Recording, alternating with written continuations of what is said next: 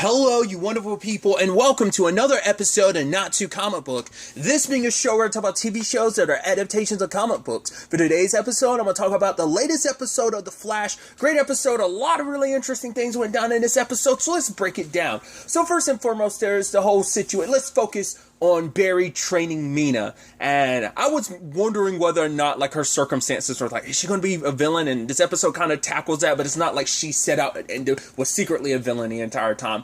Alright, I wasn't expecting this story to turn out the way it did. Once again, I was just suspicious, like, oh my gosh, she's secretly a villain and this isn't a good thing. Because I think the lab she works is called Fast Track. I think that's actually her superhero. I think she is I think I skimmed something. I think that is her.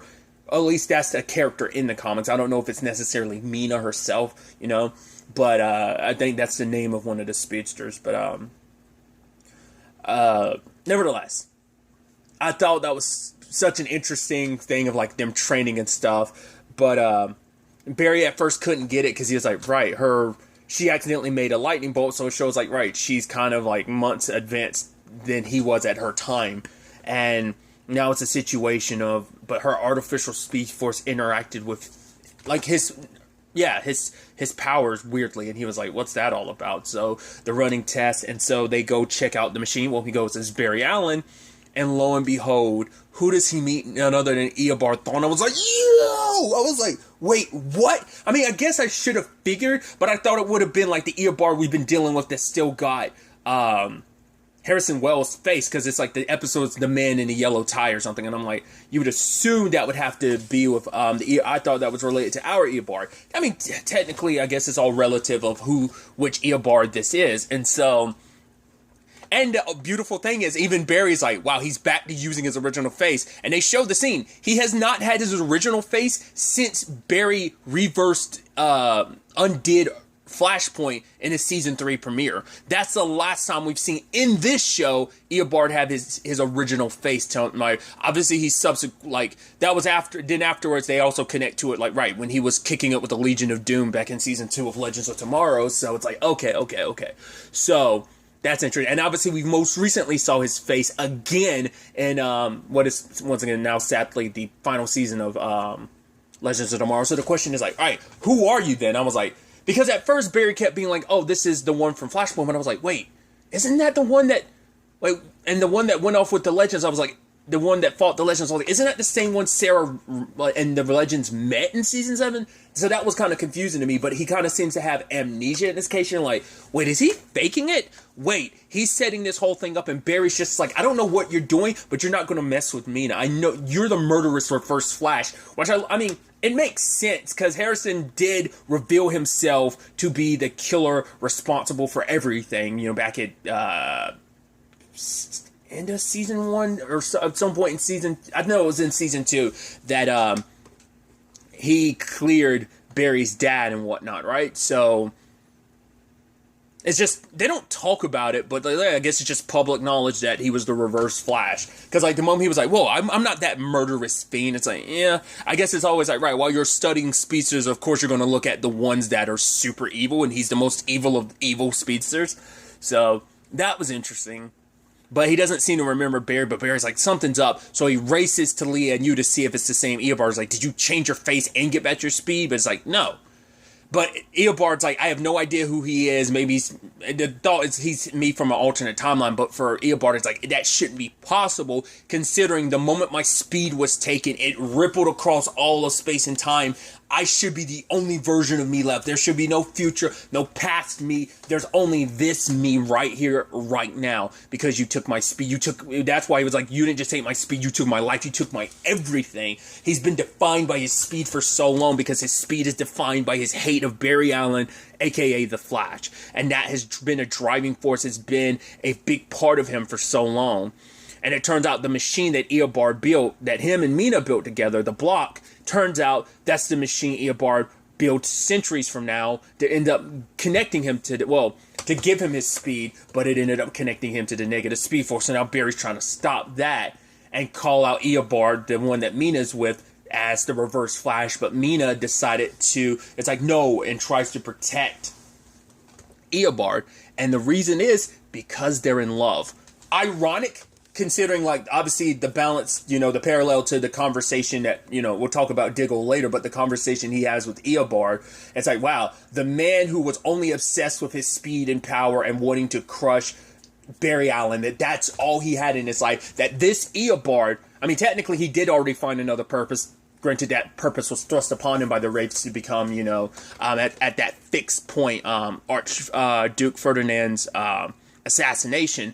But now this Eobard, the one without his memories, it is that thing. And because I was thinking too, it's like, well, we know what happened with Godspeed when he lost his memory. He was a decent person, but the moment he got his memories back, boom, he went full-blown supervillain again. So the thing is, it makes you wonder, without your memories, you can become a decent enough person. But he was still driven by his instincts, because when he came and got the job from Mina, it was about like, no, I can build this. I can become a speedster. I want to be a hero bigger than Barry. I mean, bigger than the Flash. I want to save the world. I want to end hunger. I want to end wars. I want to be able to give power grid for people. So obviously those altruistic things, it's like, yeah, that's one thing, but maybe that's who Eobard could be without his jealousy and hatred for Barry, like the good nature of like being a speedster and what that could be. But he was so consumed by his own, once again, jealousy and anger that it warped those desires. But it's like, right, if he ever did fully get his memories back, would he ever, you know, or has he changed enough that even if his memories came back, he can still be that decent enough person? That's the question. But also the fact, because he also has more in this life than he does in any other. In this lifetime, he has Mina, because they're in love. And so he ended up sacrificing what he wanted to become a speedster in order to save her, because she has a heart condition and she went into cardiac arrest, and that was his only way to save her, was by making her a speedster, and only one of them could do it. And for him, he gave up his dream, because it's like, right, saving the world, but for him, it's like, you are my world. And for Barry, that strikes a chord. The Eobard he knows has been obsessed with nothing but being powerful and in control. Once again, we see that with the other Eobard, that, you know, and I think that's such a beautiful, interesting thing of like, here's these two people, how interesting, like, circumstances have divided their lives into what they are. One leading down a path of good and one leading down a path of bad.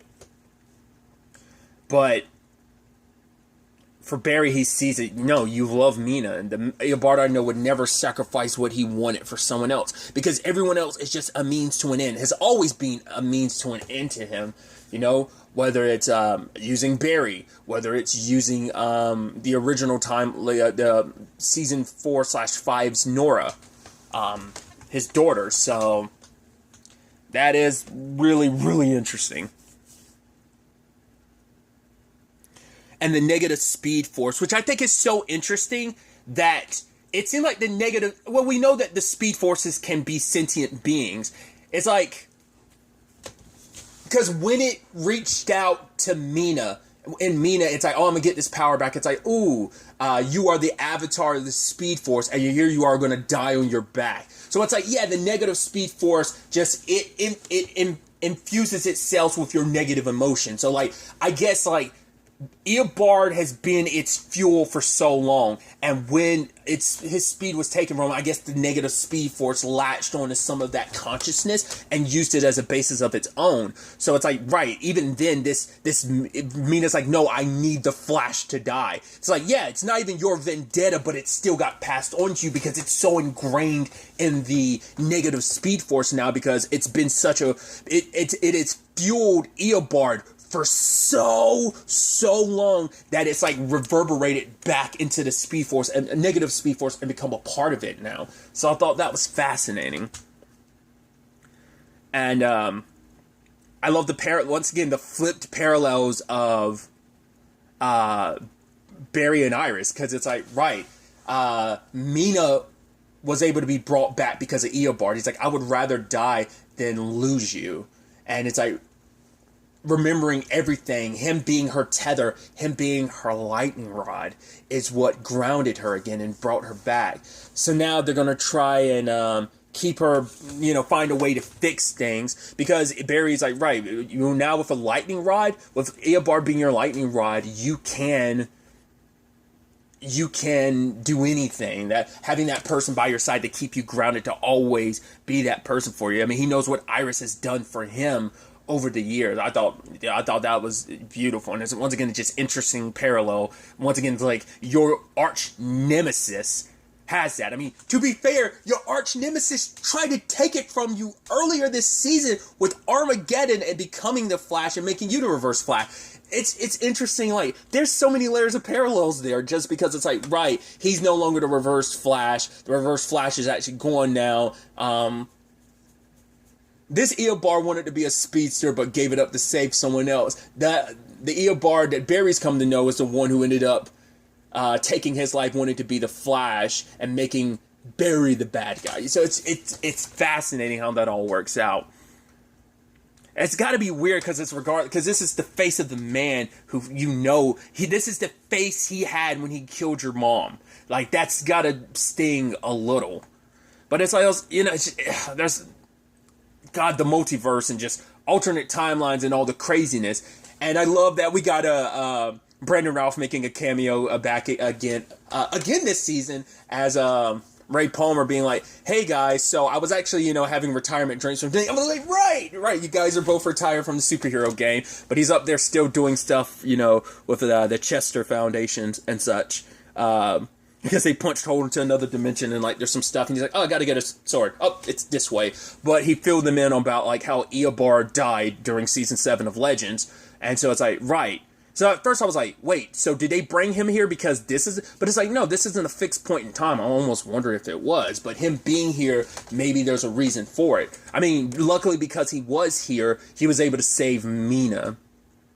I mean, because maybe she would have eventually got that, but maybe she would have eventually still built...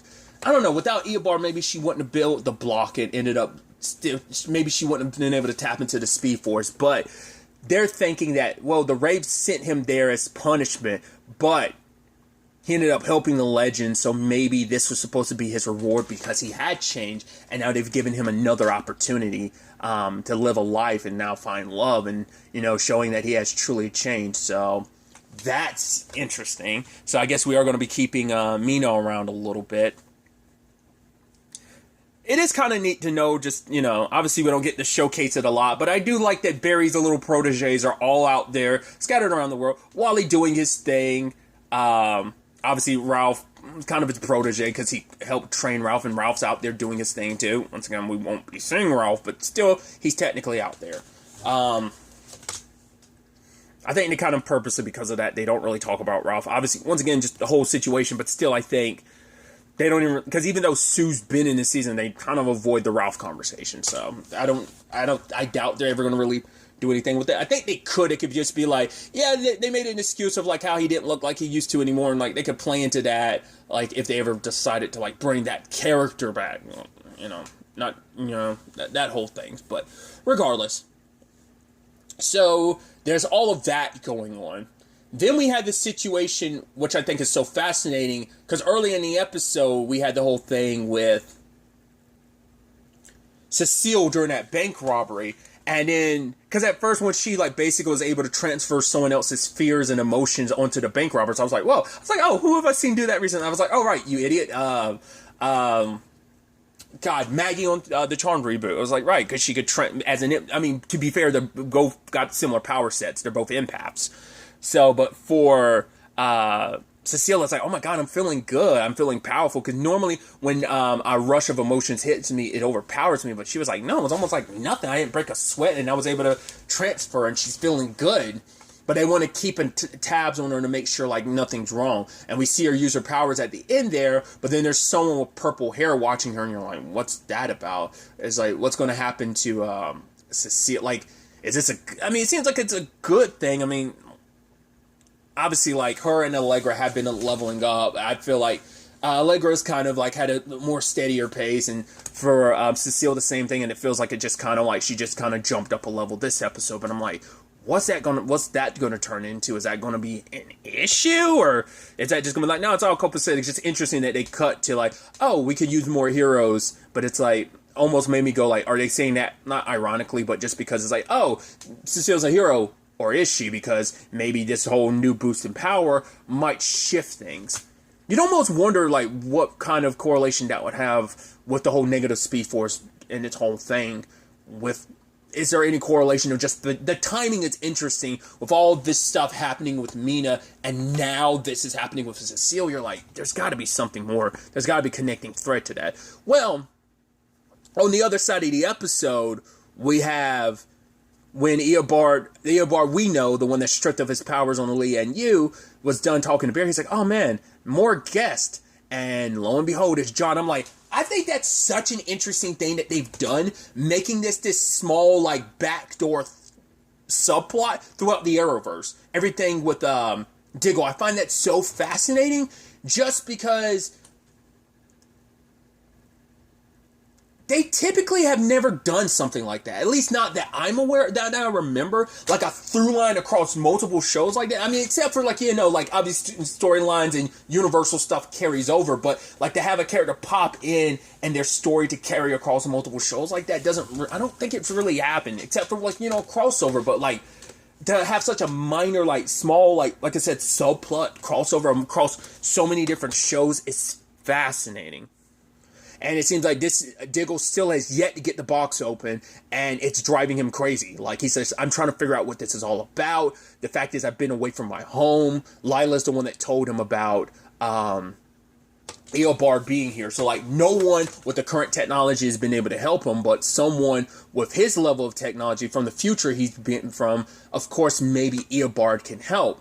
And he's willing to help, but it's like, I want to be able to see what's in the box. And you're like, oh, that's interesting. But he's saying that basically the box chose Diggle because it was like right after he buried Oliver, he was going to move to Metropolis. For the first time in a long time, Diggle was in control of his own destiny, and that's what happened.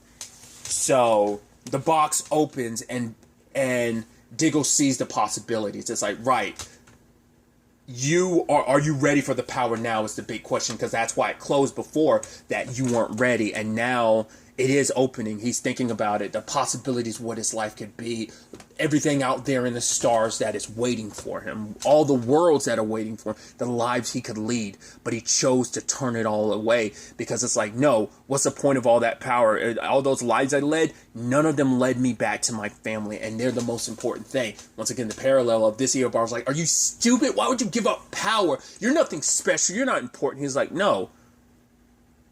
This thing was going to turn me into something else, to someone else. And I almost think that's beautiful wording, obviously, because that was always the thing for Oliver. And that was also a jab, too. He's like, oh, because when they first talked, it's like, oh, I haven't seen you since you were pretending to be in a wheelchair back in season 1. And he's like, oh, I haven't seen you since Oliver was still alive. It's like, Jesus. But Oliver was always being something else, someone else. And I think he found that equilibrium and just became him all around. Oliver Queen and the Green Arrow became synonymous. They were one and the same. He no longer had to become something else. He could just be who he was at his heart. Like, he could be a better version of himself. And I think Diggle kind of went to, because he already saw, like, the struggles Oliver went through in that regard. But it's like, right, he has something to ground him, and that's his family. So he gave up the power, and then he turned on the box, and it disappeared. So it doesn't seem like it's necessarily like a lantern ring in there. It seemed like it was more so like an energy. At least it almost seemed like it was implying it wasn't a ring. It was more like a light and energy. Maybe it eventually crafts itself into a lantern's ring. Or maybe not. But either way, that energy could show you the possibilities. And that's why Eobard wanted to see it, because he's like, right, it could lead me to the possibilities that would get me my power back. He figured that's the only reason why he wanted help. Once again, the Eobard that wants to help Mina versus the one that's just doing everything to help himself. It's like, whoa, once again, everything is a means to an end. But in that moment, Diggle walks away and calls Lila and tells her that he's coming home after everything. And I'm like, that's beautiful. Because he's still got kids, at home. So, what was... I guess timeline-wise, it hasn't happened yet. But we do know he ends up adopting Connor, Hulk. No, his name wasn't Connor, was it? Oh, God. Michael Jai White's character was a tiger or something like that, his character's son. Like, obviously, in the future, we know he gets adopted by Diggle and Lila. So, based on what we saw, but obviously that was more so pulling from the series finale of Arrow, so we don't know if that's happened in that time frame.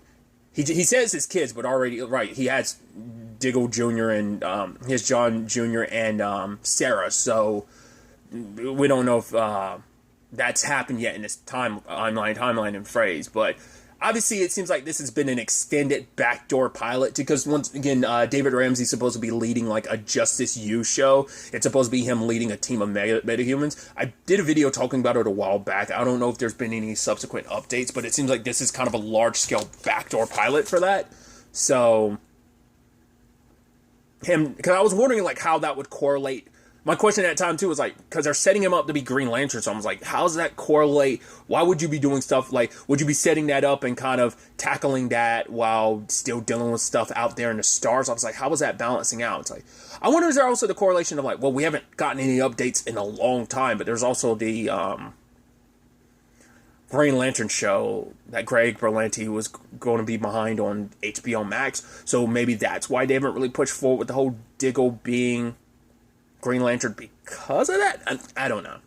I mean, the Green Lantern show is going to be on a different Earth, most likely, so it was like, I'm sure there wouldn't be any correlation, but I'm curious. I don't know what the 100, will that, I mean, that, even though he's turned that power down, eventually, when he's in the right place and the right time, it may come back and he chooses it, but it won't be what this could have been. He maybe finds that balance between who he wants to be and who he can be, and find that balance, that middle ground. So I just thought that was kind of interesting. I wasn't expecting that through line to kind of pop up in this episode. But we do get our stinger at the end where Eobard's just thinking about everything between him and Barry. And then lo and behold, Dion shows up, willing to help him. He's like, right, I'm here to help you fulfill your destiny. Because we still haven't circled about what the hell that's about. What happened to Dion? Did he kind of get corrupted by the negative force? Like, we still don't know where this time sickness started from.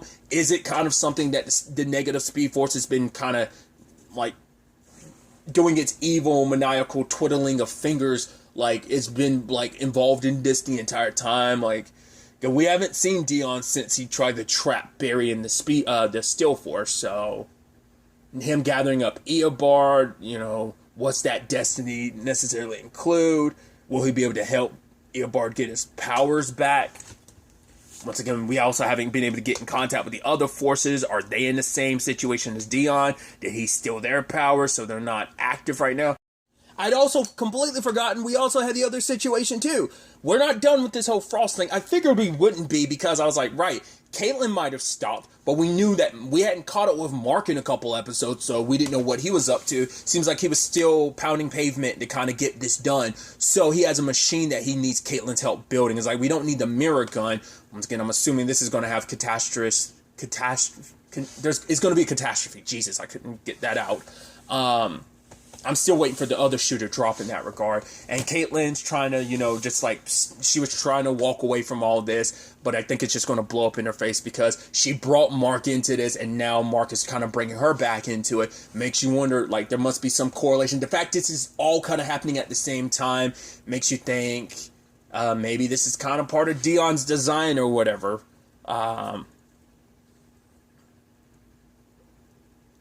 I don't know. Once again, that purple-haired person, or it seemed like purple, that was watching Cecile, is like, not unless we're doing some timey-wimey stuff, it's like, you don't think that's like an older Jenna or something, right?